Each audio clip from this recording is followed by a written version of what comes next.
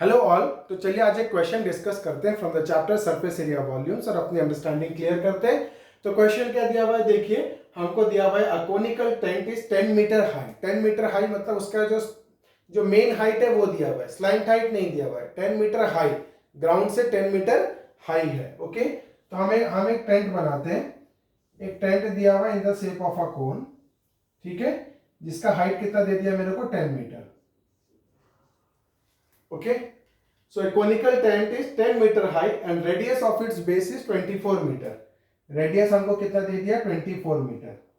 Radius हमको दे दिया 24 metre और बोला है find the slant height of the tent. क्या दे दिया हुआ है, स्लैंट हाइट हमको क्वेश्चन में मांगा है। ध्यान दीजिए ये जो क्वेश्चन है हल्का सा कैसे घुमा के दे सकता है। आपको बिट वन नहीं पूछेगा, स्लैंट हाइट नहीं पूछेगा, डायरेक्ट दे देगा कि find the cost of the canvas required, find the cost of the canvas required. तो आपको ध्यान रखना पड़ेगा कि जो कपड़ा होता है, जो अपना कोनिकल टेंट बनेगा, तो उसमें जो कपड़ा रहेगा वो क्या होगा, कर्व सरफेस एरिया में लगेगा। कर्व सरफेस एरिया में लगेगा, नीचे वाले पोर्शन पे नहीं लगेगा। किधर लगेगा, कर्व सरफेस एरिया में लगेगा। ठीक है, तो इनडायरेक्टली आपको समझना पड़ेगा कि मेरे को निकालना क्या है, पाई आर एल, और मेरे पास एल नहीं है तो मेरे को एल निकालना रहेगा उस केस में। बट यहाँ पे मेंशन कर दिया है आपको स्टेप बाय स्टेप की, पहले स्लैंट हाइट निकालो।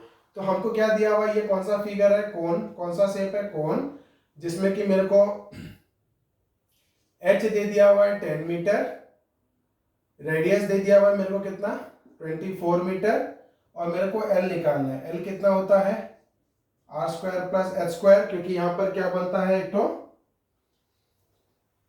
पाइथागोरस थ्योरम हम लोग डाल सकते हैं। हाइपोटेन्यूज है, L nothing but hypotenuse of A right triangle है, तो हम क्या निकाल सकते हैं, इसका स्क्वायर प्लस इसका स्क्वायर का अंडर रूट। ठीक है, तो ये कितना हो जाएगा, देखिए अंडर रूट, आर की वैल्यू कितनी है 24, तो 24 का स्क्वायर प्लस 10 का स्क्वायर प्लस 10 का स्क्वायर, तो कितना हो जाएगा, 24 का स्क्वायर हो जाता है उन लोग का 576, और 10 का स्क्वायर कितना हो जाता है 100, तो टोटल कितना हो जाएगा ये 676, और 676 का अंडर रूट कितना हो जाता है हमारा 26, तो कितना आ गया, स्लैंट हाइट आ गया हमारा 26 मीटर्स। उसके बाद हमको बोला है find the cost of the canvas required to make the tent if the cost of 1 metre square canvas is ₹70। 1 metre square canvas का रेट दे दिया हुआ है ₹70। तो हम यूनिटरी मेथड यूज करेंगे, बट हमको उसके लिए पहले चाहिए कि कितना कैनवस लगेगा, टेंट बनाने के लिए कितना कैनवस लगेगा। तो हम लोग क्या लिखेंगे, ठीक है, area of canvas required, area of canvas required, कितना एरिया चाहिए। तो हमको क्या निकालना है, पाई आर एल। तो पाई की वैल्यू कितनी है 22/7, आर कितना है हमारा 24, और एल कितना निकल गया हमारा 26। ठीक है, तो कितना हो जाएगा हमारा, ये इसको ऐसे रहने दीजिए, इतना मीटर स्क्वायर का एरिया हमको लगेगा, इतना मीटर स्क्वायर का एरिया लगेगा। हम लोग क्या कर रहे हैं, इसको कैलकुलेट नहीं कर रहे हैं, क्योंकि हमको किससे मल्टीप्लाई करना है, 70 से मल्टीप्लाई करना है ना।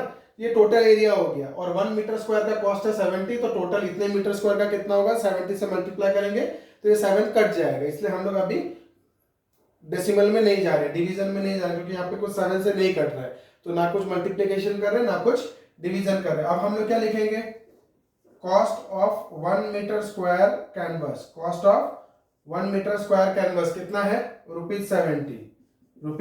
₹70। तो कॉस्ट ऑफ कितना, total canvas, cost of total canvas required, total canvas हमारा जो लगेगा वो कितना हो जाएगा, 70 इंटू 22/7 इंटू 24 इंटू 26 इंटू 26। अब देखिए ये 7 और 10 कट गया, 7 टाइम्स 70, बाकी चीजों को हम लोग क्या करेंगे, मल्टीप्लाई कर देंगे। ओके, तो कितना है देखिए, 24 इंटू 26 करते हैं, 26 इंटू 24, 6 4 24, 4 2 4 2 जा 8 9 10, 2 6 जा 12, 2 1 2 2 जा 4 5, so 4 2 6, ये हो गया हमारा 624।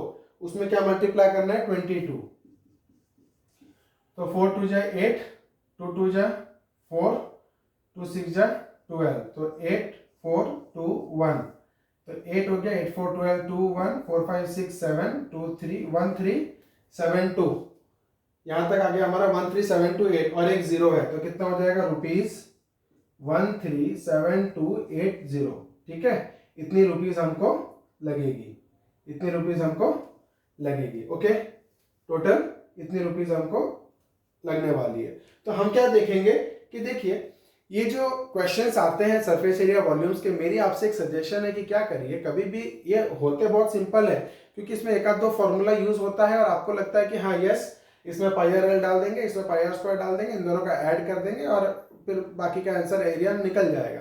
बट मेरी आपको सजेशन है कि सरफेस एरिया वॉल्यूम्स की क्वेश्चन स्टार्ट से लेके एंड तक पूरा सॉल्व कीजिए, इवन ये सारे कैलकुलेशंस कीजिए, क्योंकि क्या है आप कैलकुलेशंस में धीरे धीरे स्ट्रांग हो जाएंगे, तब जाके ये जो आप प्रक्रिया बोल रहे हो कि हाँ ये वैल्यू, ये वाला फॉर्मूला डाल देंगे, इसकी वैल्यू डाल देंगे, ये आंसर आ जाएगा, तो ये सब जो प्रक्रिया जब एग्जाम के टाइम आप रिवीजन करते हो तब आप करोगे तो बेटर रहेगा। But this is not the right time to do it. ठीक है, नहीं हमेशा क्या करो, फुल सॉल्व करने का ट्राई करो, तब वो जाके आपको जब रिवीजन के टाइम पे बहुत ही हेल्प करेगा। क्योंकि क्या होता है, कैलकुलेशन मिस्टेक्स बहुत सारे मार्क्स किल कर देते हैं, जो हमारे सिली मिस्टेक्स करते हैं, कैलकुलेशन मिस्टेक्स बहुत सारे मार्क किल कर देते हैं।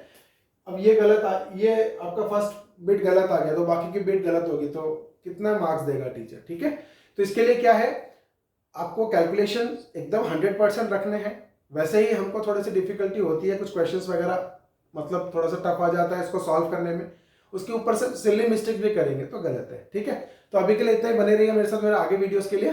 Thank you.